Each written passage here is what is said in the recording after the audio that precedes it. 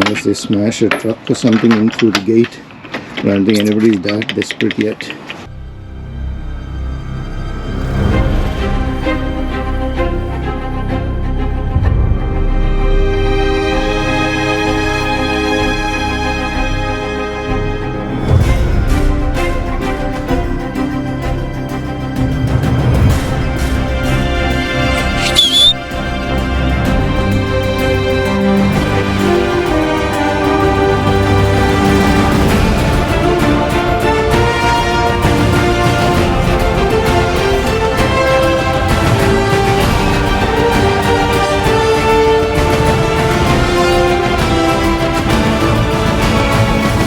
Freezing cold.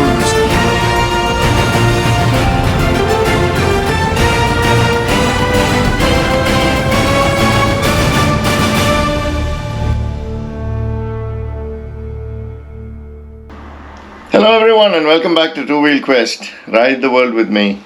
I'm here near Birmingham in a working class suburb. I'm at a small inn here. I stayed over last night. After the National Motorcycle Museum, it was really exhausting to ride anymore because that was 3 hours of good solid fun. But by the time it was around 6 o'clock, by the time we came out of the place, closed at 5:30. I think they just stretched closing the doors till we got out. This is what I see from out of my window. It's not a very nice place, honestly. It's a little scary in terms of vehicle theft, of what people keep telling us about. And that's a real scary part, the vehicle theft and what people talk about it, about how people go about doing this job. That is really frightening. Let me show you later on what we did to secure the bikes.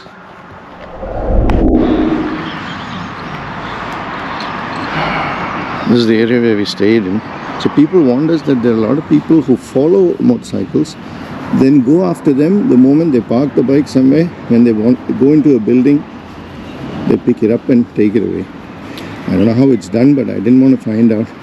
So instead of parking it somewhere in the outside, which normally would have been somewhere here, what we did was we tried to put it inside. And the landlady here gave us some space.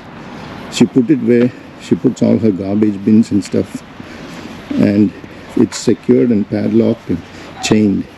So this is the door or the gate through which you enter that. And my bike is inside. Now she's coming to open it for me. Boy, big cities, you gotta love them. Yeah, I think she's opening the gate. But this looks as secure as it can get. See the barbed wire fence? Nobody's going to get across this one unless they smash a truck or something in through the gate. But I don't think anybody's that desperate yet. Thank you very much. Yeah, hi. So they're still here. I'm happy to see that. I thought I wouldn't find them here in the morning. But thank you very much. I'll pull them out. Yeah. Eve from near Birmingham, heading now towards east of London, where we're going towards Stansted Airport. So my friend is going to fly out from Stansted tomorrow. So then we'll drop the rental bike and then that is that. Let's see where we are. This is Manchester and this is Birmingham. So we are somewhere here. And we are heading this way, right through Oxford. And then London is here. Then we're heading towards Stansted. Stansted is somewhere here. And then we drop the bikes. And we are done with it, and then he leaves, and then I head again down towards the east side, towards the west side. I'm getting my east and west all mixed up. Okay, ready to rock and roll. Let's start up.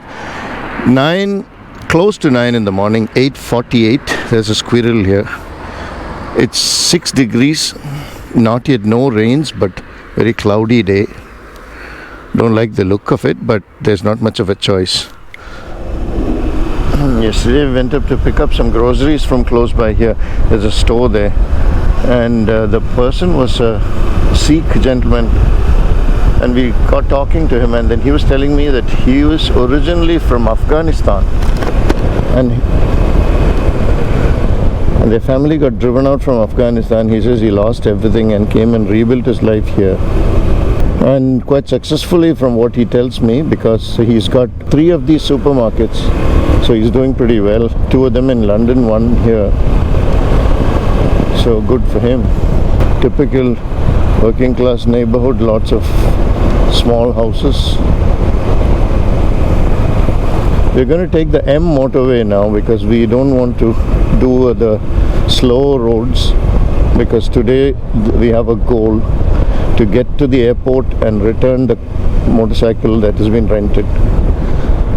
So we don't want to take our time with it. We hope to get there by 12 o'clock. It's a 3-hour ride from here. Really, I'm not fond of the M roads, but today I don't have much of a choice. I will take them. I just stopped for a moment because it is bitterly cold, and I stopped to show you this M6 madness. Oh, riding in this is a real horror story. The earlier I can get out of here, the better, but I think what my GPS tells me is I have another 21 miles more to go, and I don't even know whether I'm going to get out of the M6 after that. I can't wait to get out. The cold is not helping. I have to stop every 20-25 minutes just to warm my hands. I'm doing it on the engine block.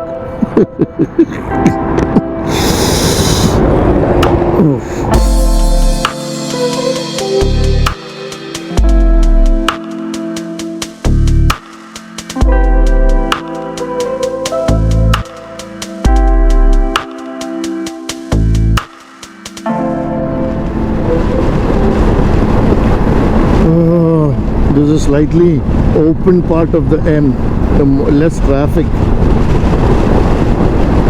It's cold. I think because of the wind, it's much colder than the temperature shows. It's like freezing. This is the time I wish I had a bigger bike, but here the limits are 60. Oops, look at this guy coming. The kind of trucks that really scare you. And they all change lanes very easily and then overtake each other. You could get blown away with the slipstream in one of these things. You have to keep a safe distance from these trucks, because when that guy ahead, I get close to him, all the slipstream from the wind that passes from behind, that pushes me here and there, and it's very, very uncomfortable. I have to concentrate a lot just to keep in one place. So either I have to overtake him, which is difficult, or I have to stay behind. And the speed limit here is 60 miles an hour. Right now, probably not, but before this, a lot of places they had cameras, and that was 60. So you can't go very fast either. I've gotten onto the A14. Oh, how I miss heated grips. I should have put them on as an aftermarket accessory. I should do it now. I'll be doing it, but I was thinking that another 1 week or 10 days more, and then I'll probably get into the sun and warmer weather. So do I really need it? Oh well, let's see. I want to show you how high this revs up. The engine shoots up to 8,500, 9,000 RPM. I'm doing, say, 65, 70 miles an hour now, 66, 67, look at that, it's already at 7,500 RPM. It's about 8,500 RPM now, and the red line is at 12,000 RPM. So this, if I run it at 70 miles per hour, which is about 120 kilometers an hour, it's 8,500 RPM. Oh, I see a Union Jack. The funny thing is, I don't see a lot of these flags flying here in England. I see Scottish flags a lot in Scotland, but not that many in England. Unlike some other places like Switzerland or USA, where there are flags all over the place, on homes and businesses everywhere. Here I don't see that. It's good to be back in the countryside. I'm close to Stansted Airport, and we're almost at the end of the day. Look at this house, very old, 1673. Daffodils. I finally figured they were daffodils. There are more of them here. Oh, look at this lovely church. It's so good to be away from the motorway, the hustle and bustle of moving people and cargo at breakneck speed. The business of life. Here I'm at my own pace. not hurried by people around me, just doing my own thing, taking my time. Very nice.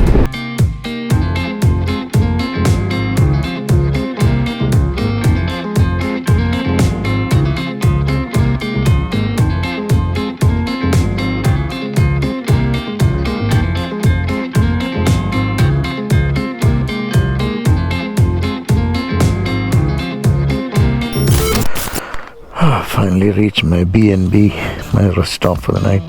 Nice place, a small village, not far from Stansted, about 7 or 8 miles from the airport.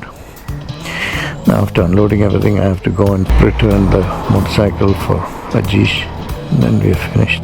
There it is. Once that is given back, then we are done for the day.